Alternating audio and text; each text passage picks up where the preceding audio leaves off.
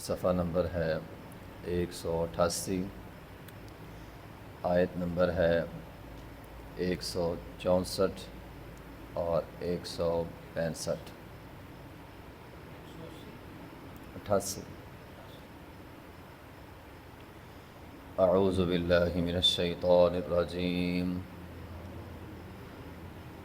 بسم اللہ الرحمن الرحیم۔ وَرُسُلًا قَدْ قَصَصْنَاهُمْ عَلَيْكَ مِنْ قَبْلُ وَرُسُلًا لَمْ نَقْصُصْهُمْ عَلَيْكَ وَكَلَّمَ اللَّهُ مُوسَى تَكْلِيمًا رُسُلًا مُبَشِّرِينَ وَمُنذِرِينَ لِئَلَّا لِيَكُونَ لِلنَّاسِ عَلَى اللَّهِ حُجَّةٌ بَعْدَ الرُّسُلِ وَكَانَ اللَّهُ عَزِيزًا حَكِيمًا۔ ورسلاً، اور بہت سارے رسول، قد قصصناہم، ہم نے ان کا تذکرہ، ان کے واقعات بیان کیے، علیک، آپ پر، من قبل، اس سے پہلے، ورسلاً، اور بہت سارے رسول ایسے ہیں کہ لم نقصصہم علیک، ان کا قصہ، ان کا تذکرہ ہم نے آپ کے سامنے بیان نہیں کیا۔ وَكَلَّمَ اللَّهُ مُوسَىٰ تَكْلِيمًا، اور موسیٰ علیہ السلام سے ہم نے بات کی ہے، بالکل صاف بات کرنا۔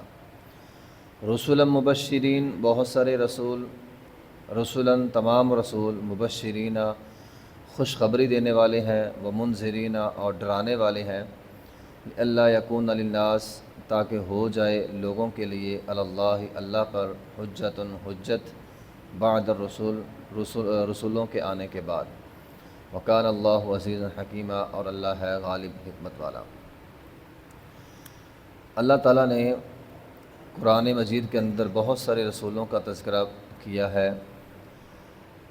قرآن میں جن رسولوں کا تذکرہ ہوا ہے وہ 25 ہیں، 25 رسول قرآن کے اندر بیان ہوئے، لیکن قرآن ہی ہمیں بتلا رہا ہے کہ ورسلا لم نقصصہم علیک، بہت سارے رسول ایسے ہیں دنیا میں آئے جن کا نام ہمیں پتہ نہیں ہے۔ اس سے پتہ چلا دنیا میں بہت سارے رسول آئے ہیں، اور پھر یہاں بات رسول کی ہے، نبی کی نہیں ہے۔ رسول اور نبی میں فرق ہوتا ہے۔ رسول وہ ہوتا ہے جو صاحب شریعت ہو، نئی شریعت جس کے پاس آئی ہو۔ موسیٰ علیہ السلام رسول تھے، تورات ان کے پاس آئی۔ نبی وہ ہوتا ہے جس کے پاس نئی شریعت نہیں ہوتی، بلکہ سابقہ رسول کی شریعت آگے پہنچاتا ہے، جس طرح ہارون علیہ السلام تھے۔ ایسا نہیں تھا کہ موسیٰ علیہ السلام کے پاس الگ شریعت تھی اور ہارون علیہ السلام کے پاس الگ تھی۔ ہارون علیہ السلام موسیٰ علیہ السلام کی بات کو ہی آگے پہنچا رہے تھے۔ تو اللہ تعالیٰ فرماتے ہیں بہت سارے رسول ایسے ہیں جن کا ہم نے بیان نہیں کیا۔ تو کائنات میں بہت سارے رسول آئے ہیں، صرف 25 نہیں آئے، بہت سارے آئے ہیں۔ کتنے آئے ہیں اللہ بہتر جانتا ہے۔ ایک حدیث میں 1.25 لاکھ کا تذکرہ ہے، لیکن وہ حدیث ضعیف ہے۔ تو بہرحال بہت سارے رسول آئے ہیں دنیا میں لوگوں کو سمجھانے کے لیے۔ وَكَلَّمَ اللَّهُ مُوسَىٰ تَكْلِيمًا، موسیٰ علیہ السلام سے اللہ تعالیٰ نے بات کی ہے، بات، براہ راست بات کرنا۔ ایک ہوتا ہے اللہ تعالیٰ وحی کے ذریعے بات کرتا ہے، ایک ہے اللہ تعالیٰ بغیر فرشتے کے نبیوں سے بات کرتا ہے، ان میں موسیٰ علیہ السلام ہے۔ ہمارے پیغمبر سے بھی بات ہوئی ہے بغیر فرشتے کے معراج کی رات۔ وَكَلَّمَ اللَّهُ مُوسَىٰ تَكْلِيمًا، یہ موسیٰ علیہ السلام کا بطور خاص معجزہ ہے کہ اللہ تعالیٰ نے ان کے ساتھ براہ راست بات کی۔ رسولا مبشرین و منذرین، اب رسولوں کے آنے کا مقصد کیا ہے؟ رسول خوشخبری دینے والے ہیں، رسول ڈرانے والے ہیں، تاکہ کل قیامت کا دن ہو اور لوگوں پر حجت تمام ہو جائے۔ اصل میں اللہ تعالیٰ نے ہر انسان کی فطرت کے اندر ہدایت رکھی ہے۔ اگر رسول نہ بھی آتے تو بھی ہمارا دل، ہمارا دماغ، اللہ نے اس کے اندر اتنی صلاحیت رکھی تھی، بغیر رسولوں کے ہم اللہ کو پہچان سکتے تھے۔ اب جو رسولوں پر ایمان نہیں لاتے وہ بھی اللہ کو مانتے ہیں، زندگی اور موت کو تمام مانتے ہیں، تو اللہ نے انسان کی فطرت میں یہ چیز رکھی ہے کہ وہ اللہ کو مانتا ہے۔ تو بہرحال اللہ تعالیٰ فرماتے ہیں کہ ہم نے رسول اس لیے بھیجے ہیں تاکہ لوگوں پر حجت تمام ہو جائے۔ اب کل قیامت کے دن کوئی یہ نہیں کہہ سکتا اللہ مجھے تو پتہ نہیں چلا تھا۔ اللہ نے رسول بھیج دیے دین پہنچانے کے لیے۔ اس سے یہ بھی پتہ چلا آدم علیہ السلام سے لے کر قیامت تک کوئی بھی انسان ایسا نہیں ہے، یا کوئی بھی زمانہ ایسا نہیں ہے، کوئی بھی زمانہ ایسا نہیں جس میں رسول نہ ہو، یا کم از کم رسول کی بھیجی ہوئی تعلیم نہ ہو۔ آج اگر انبیاء نہیں ہیں لیکن انبیاء کی تعلیم موجود ہے، ہمارے پیغمبر کی تعلیم موجود ہے، قرآن موجود ہے، حدیث موجود ہے۔ تو یا تو رسول بذات خود ہوا ہے دنیا میں، اگر رسول نہیں تو اس رسول کی تعلیم، اس کو ماننے والے دنیا کے اندر موجود ضرور رہے ہیں۔ ایک بھی زمانہ ایسا نہیں آیا کہ نہ رسول ہو نہ رسول کی تعلیم ہو، ایسا کبھی نہیں ہوا۔ تو اللہ تعالیٰ فرماتے ہیں ہم نے رسول بھیجے ہیں تاکہ کل قیامت کے دن کوئی یہ نہ کہے اے اللہ مجھے پتہ نہیں چلا تھا، ٹھیک ہے، اے اللہ مجھے پتہ نہیں چلا۔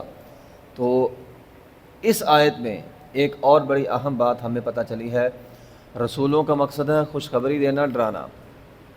نیکی وہ ہے جو رسول بتلائیں۔ میں مثال دوں گا، دعائیں وہ ہیں جو رسول بتلائیں۔ اگر ایک دعا رسول اللہ صلی اللہ علیہ وسلم نے نہیں بتلائی، ہم اپنی طرف سے کری جائیں، وہ دعا ہی نہیں ہے، وہ مسنون دعا نہیں ہے۔ تو سب سے بہترین دعائیں وہ ہوتی ہیں، سب سے بہترین عبادت وہ ہوتی ہے جو رسول نے بتلائی ہے۔ جو عبادت، جو دعائیں رسول نے نہیں بتلائیں وہ بہترین نہیں ہیں۔ اس لیے ہمیں وہ کام کرنے چاہیے جو رسول اللہ صلی اللہ علیہ وسلم نے بتلائے ہیں۔ تو بہرحال قیامت کے دن اللہ تعالیٰ تمام لوگوں کو یہ کہے گا میرے رسول یا میرے رسول کی تعلیم تم تک پہنچی ہے، اب یہ بتلاؤ رسول کی بات مانی ہے یا نہیں مانی۔ تو لِأَلَّا يَكُونَ لِلنَّاسِ عَلَى اللَّهِ حُجَّةٌ بَعْدَ الرُّسُلِ، تو رسول جو ہے وہ لوگوں پر حجت تمام ہو جائیں گے۔ رسول گواہی دیں گے کہ اے اللہ ہم نے بات پہنچا دی ہے، ہمارے رسول اللہ صلی اللہ علیہ وسلم بھی گواہی دیں گے، اللہ تعالیٰ بھی گواہی دیں گے کہ رسول آئے تم نے بات مانی یا نہیں مانی۔ جنہوں نے مانی ہے وہ جنت میں جائیں گے، اور جنہوں نے نہیں مانی یقیناً اللہ تعالیٰ انہیں اٹھا کے جہنم کے اندر پھینکے گا۔ وآخر دعوانا الحمدللہ رب العالمین۔